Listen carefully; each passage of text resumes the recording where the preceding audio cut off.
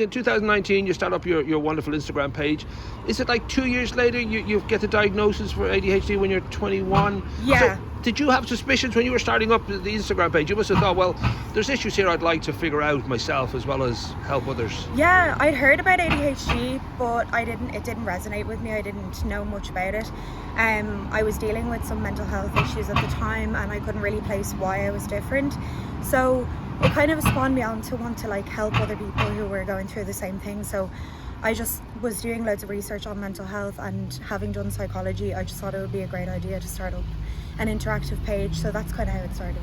And it kind of grew enough that when you did get diagnosed and then ADHD Ireland said, oh, let's do a podcast. Yeah. You knew that was going to be a fit. It must have been a wonderful feeling just to be able to explore this and then share it at the same time, because there's a lot to be said for just the conversation, just knowing what you're up to and what you're against, what you're up against.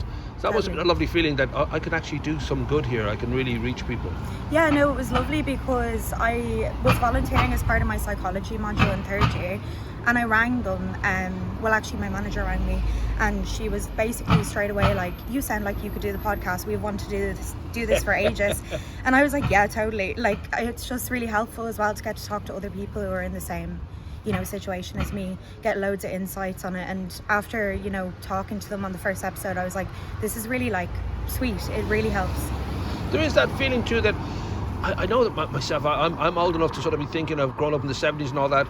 There was just, people were different. You had people who were a little bit strange and all that, but there was no real diagnosis of what was going on, and you just put it down to that. He's just a little bit odd. He's a crazy guy, or he's a funny guy, or so it is. It is an amazing kind of time that we're living in, that a lot of things that were sort of buried or certainly not recognized are being dealt with, and that's a huge leap forward for those who would feel different and not know why. Yeah, no, exactly. And for me, growing up, it wasn't really known about the trope of like the hyperactive maybe boy in school was kind of the more known one, so it was missed in me for a long time. But now schools are getting so accepting of neurodiverse people, and that's kind of what we're aiming to do as well, get it out there.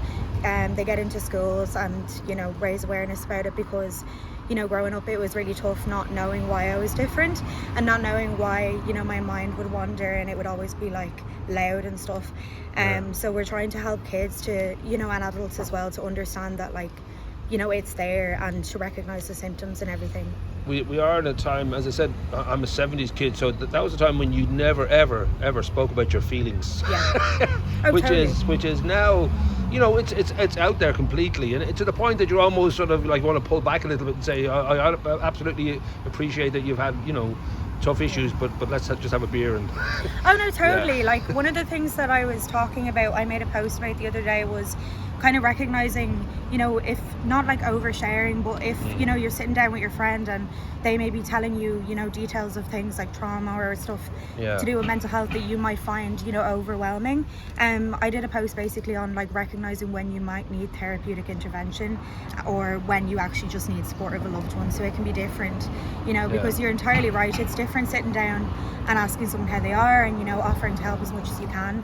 But sometimes it definitely does need therapy, or it needs sometimes psychiatric intervention if it's a crisis. Is there any kind of support group for Instagram influencers? I think there's a whole mental thing going on there that these people need help. I think maybe I'm in that group, but yeah, I mean, definitely some people put their whole lives out there, and I mean, I'm guilty of that. But Instagram and social media can be fake a lot of the time. You only see the good side of us, and that's the real issue. It's just when it isn't healthy. It's not just, this is genuinely what I love. This is actually what I hope you love. Yeah, no, totally. I completely get that. I was surprised to read that I think it's between 4 or 5% of the UK population that there's a sort of a diagnosis of ADHD, but there's a real belief that it's often with these things that there's a lot more than that out there, because people don't necessarily go and get diagnosed, they don't figure it out and all the rest. Would you had some sort of an estimate for Ireland? Does the ADHD Ireland have a sense that there's I mean, I think generally globally it's about 4 or 5%, exactly like you were saying. I don't know the specifics for Ireland, but I do know over COVID, so 2020 onwards, people, TikTok and stuff was influencing people to go see a diagnosis. So I'd say there's definitely a rise in recent times of people who have either a diagnosis or who are on the waiting list, because diagnosis is a real privilege, and it's very expensive, and the waiting list is so long. So like you said, there's definitely so many more people out there that need it and can't afford it. So I didn't realise it was an expensive thing. I thought it was like a doctor would, do a few tests and have you jump up and down and something and say, okay, you're hyper and your attention is not great. So it is it's a grueling process. Okay. So there'd be, like you said, you'd be going to your GP, your doctor, you'd be filling out like a minor questionnaire. After that, they'd refer you to psychiatric services if they thought that it was necessary. Right. Then you kind of go to like an outpatient clinic, and you could be waiting up to 2 years for is that that initial appointment. Does it reflect that it's very important to get the diagnosis right, or is it that they don't have the system in place to help people? I think it's both. I think with the rising numbers over the last few years, they just don't have the staff to be covering that many people. But also it's a case of, they really want to get the diagnosis right, because sometimes the coexisting mental health conditions and stuff can mimic each other. But oftentimes it is ADHD if you think it is, because they often have the anxiety, depression and stuff linked in with it. So, a lot of people who go for that's their way into getting a diagnosis, because they don't realise they have it, and then when they're there for other things, they get diagnosed. That was my case, actually. I know that the podcast is available on YouTube. It's also, I think, Anchor FM. Yes, possibly SoundCloud, and then also Spotify. the evil Spotify. It's there as well if you want to. Spotify. But so we'll link to all those. But we should also say there's social events too. You're having a few things in Bray Bowls in September. Yeah. You'll have a teen set up. You'll have an adult set up. That's important too. Is not to be just kind of a helpline. It's actually have fun. Totally. Yeah, no, of course, and that's what we aim for. With ADHD Ireland and also All Abilities, we go to festivals, we do sensory tensor, we do support groups, and they have a laugh. Especially on the podcast, we're always joking. We did a night out once, which was great, and now we're doing the teen and adult socials. So there's definitely a load of fun to be had. They do dance classes, everything. I just thought of it too. You mentioned that this sort of notion that there's ADHD superpowers, which people just think, you must have extra sensory. Are there certain things that you do? We are more sensitive to that, so we are a bit more in tune with.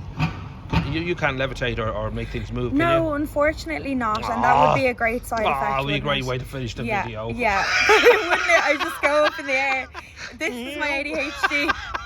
No, I would do the effect here. But the superpowers would more be like empathy, like great sense of empathy, intuition. We'd be able to read people very well, socialites, and basically creativity in the workplace and stuff. So we all have our strengths. Oh, great, so that's great. It was meant to be a positive episode where we talked about the good things about having ADHD, because it can't, like you said, it's about having fun. It can't always be negative. I always think of, even though he didn't say it directly, but I always think of my favourite artist when I was growing up, and still, David Bowie. He just sort of taught the world that it's not okay to be different. It's feckin' brilliant. It's brilliant. It is. Everybody is unique, and having the superpowers along with ADHD, there's superpowers along with everything. Like everyone's their own individual, and it doesn't just have to be ADHD, and also neurodiversity is such a spectrum, so I think we've all got positive sides to it. But neurotypical people, which are the people without diagnosis, they also are bloody amazing. So you're entirely right. Everyone has their own strengths and hobbies. And now that you keep saying superpowers, I do feel that we should go and solve a crime or something. Oh, totally, We'll do that would be definitely down my alley.